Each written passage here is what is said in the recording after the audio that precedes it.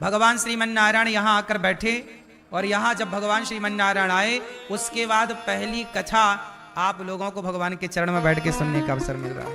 प्रतिष्ठा के बाद यहाँ पर ये पहली कथा आपके द्वारा ही हो रही है। तो भगवान श्रीमन नारायण ने आपको कितना स्वीकारा है, कितने भाग्यशाली हैं आप सब लोग कि पावन सा अवसर आपको मिला।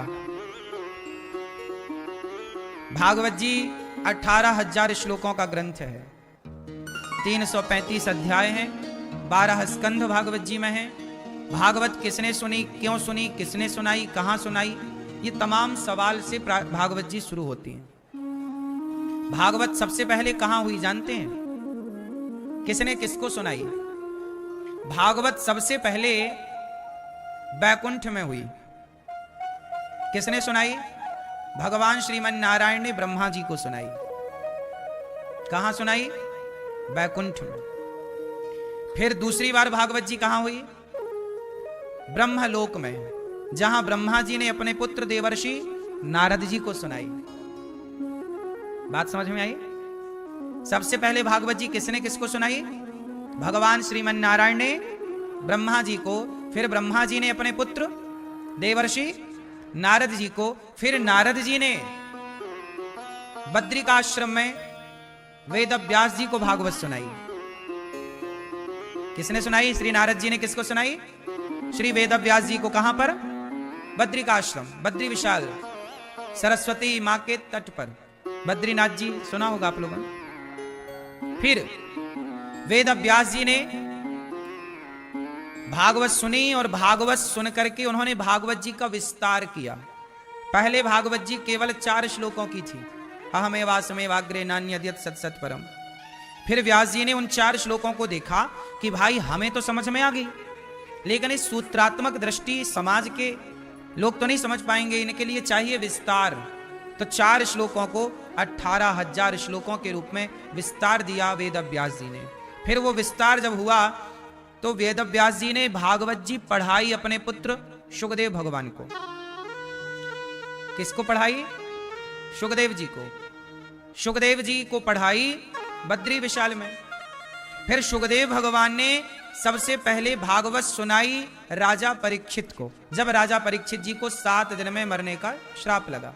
किसने श्राप दिया? एक संत का अपमान कर दिया राजा परीक्षित जी ने। इसलिए मैं आपसे कहता हूं एक बात बार बार कि अपमान करने से बचो, कर सको तो सम्मान करो। सम्मान करने से सम्मान बढ़ता है, अपमान करने से अपमान ही तो मिलेगा। इसलिए अपमान किसी का ना हो, सम्मान ही सम्मान हो। राजा परीक्षित जी ने का नाम था श्रृंगी, समीक ऋषि। क्या नाम था? समीक ऋषि के गले में मरा सांप डालकर अपमान कर दिया राजा परीक्षित जी ने। तो समीक ऋषि के पुत्र थे श्रृंगी ऋषि। बेवजह क्यों बात बात में झगड़ा करना? क्या फायदा है इसका? अंग्रेजों से लड़ो तो समझ में आए, मुगलों से लड़ो तो समझ में आए, भाई से काहे लड़ते हो भैया? पड़ोसियों से क्यों लड़ते हो? परिवार से क्यों लड़ते हो? पाकिस्तानियों से लड़ो तो समझ में आए, बांग्लादेश के लोगों आतंकवादियों से लड़ो तो समझ में आए, भाई से काहे लड़ते हो? परिवार से काहे लड़ते हो? बहू और सास से काहे लड़ते हो? जेठानी और देवरानी से काहे लड़ते हो? ये आपसी की जो लड़ाइयां हैं, मैं इसकी बात कर रहा हूं कि इन लड़ाइयों से बचो। लड़कर के दिमाग खराब ही होता है, फ्रेश तो होता नहीं है। इसलिए किसी का दिल यदि हमने दुखाया है तो याद रखिएगा ये पृथ्वी गोल क्यों है। आप जहां, गोल का मतलब है कि हम जहां से चलते हैं वहीं आके खड़े हो जाते हैं। ये बात सही है कि गलत है? बोलो हाँ। उसी तरह यदि मैंने आपको एक गाली दी मैया, तो 1 साल बाद, 2 साल बाद, 5 साल बाद वो गाली लौट के मेरे पास जरूर आएगी। ये बात सही है कि नहीं? मैंने आपको गाली दी तो कोई होगा जो मुझे गाली देगा। हिसाब तो ईश्वर के यहां देर है, अंधेर नहीं है। आपने किसी को एक थप्पड़ मारा होगा, मार लो, आज मजा आ रहा है ना, पर कल वो थप्पड़ लौटेगा जरूर। जो व्यवहार आज आपका है, सास को आपने 2 थप्पड़ मार दिया, बूढ़ी सास थी, पानी नहीं दिया, भूखी रखा, ठीक है आज आपके दिन है, कर लो, लेकिन ये व्यवहार वापस आएगा आपके लिए। समय तो सबका बदलता है ना मेरी माँ। दशरथ जी ने श्रवण कुमार को मारा, भले धोखे से मारा, तो श्रवण के माँ बाप का दिल दुखा के नहीं? बोलो हाँ। अब तुम किसी के बेटे की जान ले लो तो उसके माँ बाप तुम्हें आशीर्वाद छोड़ी देंगे, जा बेटा खुश रह? नहीं, श्रवण के माँ बाप का दिल क्या हुआ? दुखा, बेचारे तड़प गए और तड़प तड़प के मर गए। तब क्या हुआ? श्रवण के माँ बाप जब मरे तो श्रवण के माँ बाप ने कहा, दशरथ जी हम तुम्हें श्राप नहीं दे रहे हैं, लेकिन अब ना दें तो भी तुम बचोगे नहीं। जैसे हम तड़प रहे हैं पुत्र के लिए, तुम भी तड़पोगे अपने पुत्र के लिए। यही हिसाब है साहब। सोचिए कि विधि का विधान भगवान के पिता पे लागू रहा। राम तो भगवान है और भगवान के पिता दशरथ जी हैं, तो विधि का विधान जब भगवान के बाप पे लागू रहा तो हम पर और आप पर लागू ना होगा विधि का विधान? ये गोल है ना, लौटेगा जरूर। आज दशरथ जी ने किसी का बेटा छीना है तो उनका भी बेटा छीना जाएगा। आज दशरथ जी ने किसी मां बाप को रुलाया है तो उन्हें भी रोना पड़ेगा। यही है विधि का विधान। क्या मैया समझ में आ रही है? इसलिए कहता हूं कि ऐसा बोलो कि किसी का दिल ना दुखे। बोली बताओ किसके घाव ज्यादा अंदर तक जाते हैं? कौन ज्यादा परेशान करती है, गोली के बोली? बोलो। गोली के घाव तो फिर भी भर जाएं, गोली से मारो तो आदमी एक बार में मर जाए, पर बोली से तो आदमी रोज मरता है। भर जाते हैं वो घाव जो बनते हैं गोली से, पर वो घाव नहीं भरते जो बनते हैं कड़वी बोली से।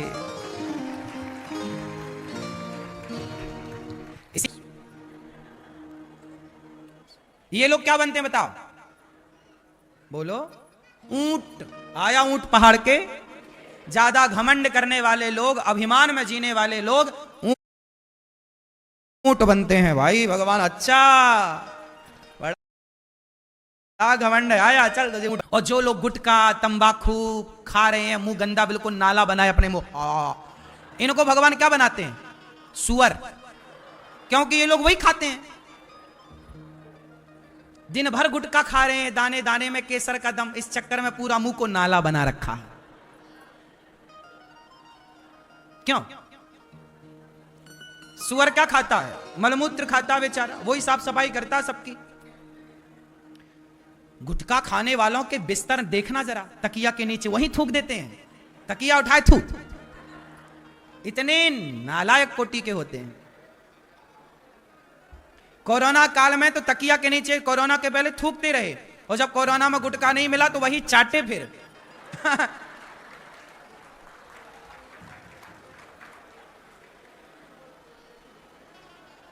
इस तरह से लोग अपना जीवन बिगाड़ रहे हैं। गुटखा खाना, अच्छा गुटखा खाना सही है कि गलत है? क्यों मैया? ओ लाल मैया, मैया राम राम, गुटखा खाना सही है कि गलत है? हाँ, तो गुटखा खाते हैं आप लोग? गुटखा ना खाओ, कैंसर और होता है, पैसे खर्च होते हैं, घर भी गंदा होता है, देश भी गंदा होता है, सड़कों में लोग थूक देते हैं। बोलो हाँ, पूरा सब सिस्टम खराब है गुटखा खाने वालों ने। तो ये सब सुअर बनेंगे अगले जन्म में। क्या बनेंगे? सुअर। तो सबके लिए भगवान ये, इसलिए कहता हूं कि मनुष्य बने हो ना तो बड़े भाग्य से बने हो। राजा परीक्षित जी को श्राप क्यों लगा? संत का अपमान किया। हमने आपको निवेदन यही किया, कभी संतों का, कभी माता का, पिता का, वृद्धों का अपमान ना करिए। सम्मान देने से सम्मान बढ़ता है, अपमान करने से। तो भागवत जी राजा परीक्षित जी ने सुनी। किसने सुनाई? कहां सुनाई? सुखदेव भगवान ने शुकताल में राजा परीक्षित जी को भागवत जी सुनाई, गंगा के तट पर। तो भगवान नारायण ने ब्रह्मा जी को सुनाई पहले, ब्रह्मा जी ने देवर्षि नारद जी को, देवर्षि नारद जी ने वेद व्यास जी को, वेद व्यास जी ने अपने पुत्र सुखदेव जी को, सुखदेव जी ने राजा परीक्षित जी को भागवत सुनाई, और सूत जी ने शौनकादि ऋषियों को सुनाई, फिर गोकर्ण जी ने धुंधकारी को भागवत सुनाई। इतने करने के लिए आए हैं, वही भागवत आप सुन रहे हैं। भागवत जी के 6 अध्यायों में महिमा गाई व्यास जी ने।